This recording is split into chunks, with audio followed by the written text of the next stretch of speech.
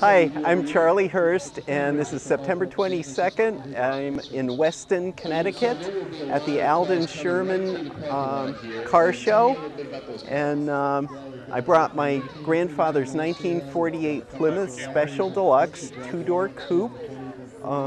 He purchased it new from the dealer in Randolph, Massachusetts, back in 1948, obviously. They also, my grandparents I know, made a trip from Boston area to Hermosa Beach to the LA area back in 1948. And you'll see on the side there's what's commonly called a swamp cooler, which I'm told that before you journeyed across the Mojave Desert, the last gas station would sell canvas bag of dry ice. And you put it in there and just the airflow would go through, cool off in the box, and cool the passenger compartment. I came along in the 1950s, and this car transported my mother to the hospital the day I was born, so there's very much an emotional attachment. I do not have any plans to sell the car. In 1973, a friend of mine painted the car. He and I did it in his father's garage, and so this is a 40-year-old paint job you're looking at. The original paint was enamel, and this paint is lacquer maroon. Last year I did the motor. I rebuilt the engine with his older brother. So I can thank Ron and Tom for helping me with this car throughout the years. The interior is completely original. My grandfather had tweed upholstery or seat covers on it. And the engine is a Flathead 6, 217.8 cubic inches, and I believe it produces 95 horsepower at, I might be wrong, but I think 3,600 RPMs. And so we started off not with the intent of rebuilding the engine, but a friend of mine gave me an oil pan, and the original oil pan I had dented in my youth, I'll say, without going into further detail. And it always bothered me, but a friend gave me an oil pan, so I dropped the oil pan to replace it last winter, and I noticed some drips of antifreeze coming down one connecting rod. So one thing led to another, and we ended up replacing most parts in the engine as new rings, valves, and everything. It's a wonderful experience that I could work alongside a mechanic, and we did it in my own garage. And so now I know the car truly from the inside out. And while it was up on blocks, I also scraped the underbody as much as I could and painted the engine compartment as well as the underside. Anything that could be scraped and painted and reached by hand, that's what I did. The reason this air cleaner is so tall, it's rather clever, I think, is that it's an oil bath air cleaner, so that the air filters in through a quart of standard 30 weight oil that we use there. And so coming around now to the radiator, it doesn't show because it's painted black, but it is gorgeous brass, and that's quite thick. And the fellow at the radiator shop told me that to get another radiator built, a honeycomb one like this, would be a substantial cost. These horns are trumpet horns. I just took one apart because it stopped working. Inside there are little points, just like you'd have in a distributor cap, and I had to adjust those points so that up here just the bells appear, but if you follow down, one horn is longer than the other, so that it has a wonderful deep throaty two-tone sound to it. This is a 6-volt engine. I've never converted it over to 12 volts, so it is a challenge in the wintertime to get it started.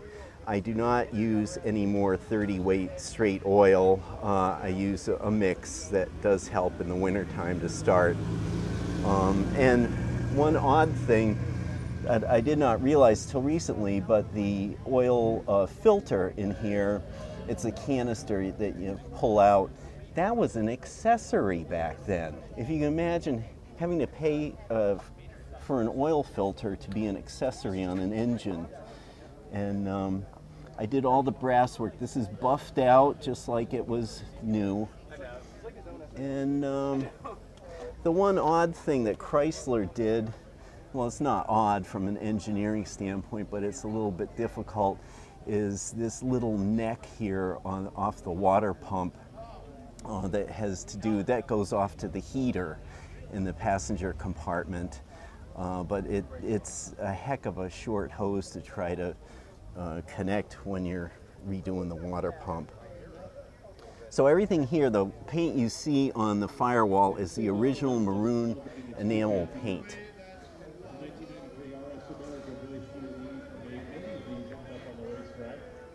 Everything you're looking at is original in this interior, and I think I mentioned before that my grandfather had like tweed-like seat covers on here ever since it was new. I took them off. I still put seat covers on here to protect it, but for a show like this, I'll take the seat covers off. This is woolen fabric, pinstripe, pretty nice, I think, for a Plymouth.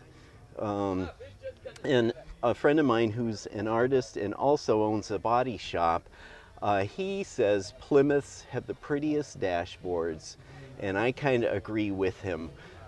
This dashboard is absolutely original. It's the wood grain metal, and then lots of chrome. And the one clever thing, this is a high beam indicator light here. There's the window wipers, radio, a clock, ashtray, which has cigarettes from when I smoked back in the late 60s, early 70s. And the push button radio. Here, this will open a cowl vent, which I'll do from the inside, then we'll look at it from the outside later. But that pushes the air through under the dashboard, right on your legs, and it really is very effective when you're traveling in the summertime. One thing Plymouth did that I thought was very clever, the speedometer, when you're driving at night and the lights are on, you start off and it's green. And then when you get up around 30, 35, the hue changes to amber. And then you start getting up 45, 50, this speedometer will turn red. And it's so clever because underneath is a simple light bulb, but the base of this needle has different sections of plastic. So as the needle goes up, the light shines through the different colored plastic, and that's how they achieve the light only in the speedometer section. This is the starter button. Turn signals, I have to connect the arm back on. It was just pop metal and it snapped off. I have to fix it. But this unit works. Turn signals in 1948, as far as I know, were still an accessory. So this was put on by a dealership back then. And that's original wire you're looking at on the column. And my grandfather had arthritis, so this suicide knob was always there, but I don't know where he purchased it. And this is a bit, I like Ike. I thought that was appropriate for this era. And then I caught this garter at my cousin's wedding. They have since had 7 children who are all married, and they have grandchildren now. But there's little pieces like my grandmother's hat pin here with the glass head on it. Little memories like that that really, really add up. And coming just to sit in this car is it's good therapy, I'd say. The only other thing I say about the interior is this sticker is from 1969, and that was the summer that I brought it back from Massachusetts. That's the inspection sticker for Massachusetts, allowing me to drive it to Connecticut, where I've had it ever since. This is a rather rare sight to see the interior of what I think is commonly called a swamp cooler. This particular one is made by the Glacier Ice Company of Santa Monica, California.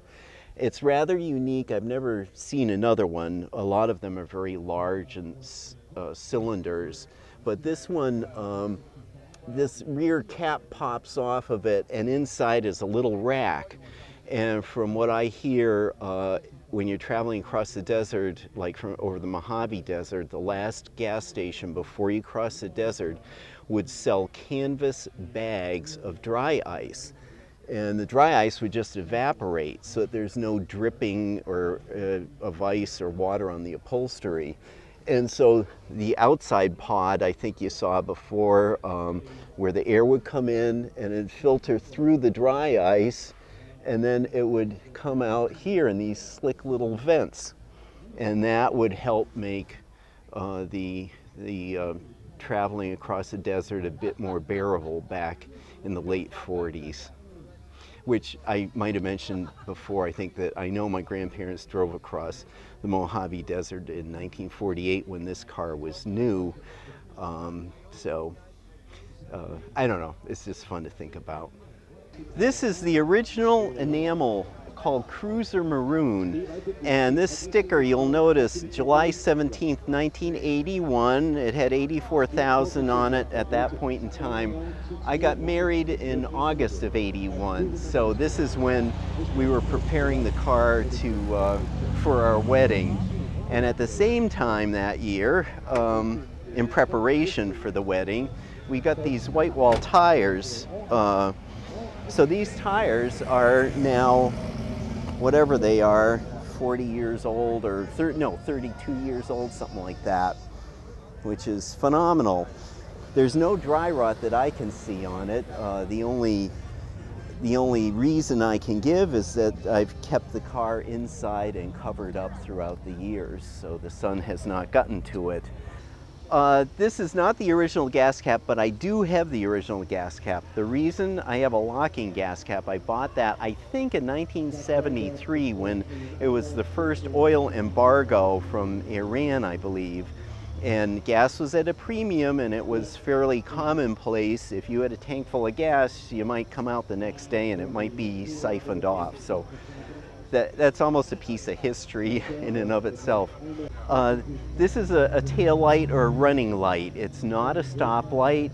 It comes on when the headlights are on, but if I put on the brakes, that does not come on. Now, the only light that will light up when I press on the brakes is this light here. It's in the middle of the trunk, and as you can see, Plymouth took the opportunity to put I assume the Pilgrim ship in a lot of locations throughout the car. But this is a 6-volt light bulb shining through very thick red glass when I press on the brake. And I think in the contemporary drivers, they're used to having all kinds of bright lights, and they're not used to being cautious and looking for just one simple light to go on when you press on the brakes. But to me, that's a piece of art. Very pretty. Plymouth was generous with the ship symbol that they used. I assume it's from Pilgrims and the Plymouth Rock, but they had a Plymouth up here in the hood ornament, which I understand as an accessory does light up. I haven't done that yet, but I intend to. There's a Plymouth here on the main emblem on the hood, and then there's another Plymouth that we can readily see, ship rather, on the hubcaps.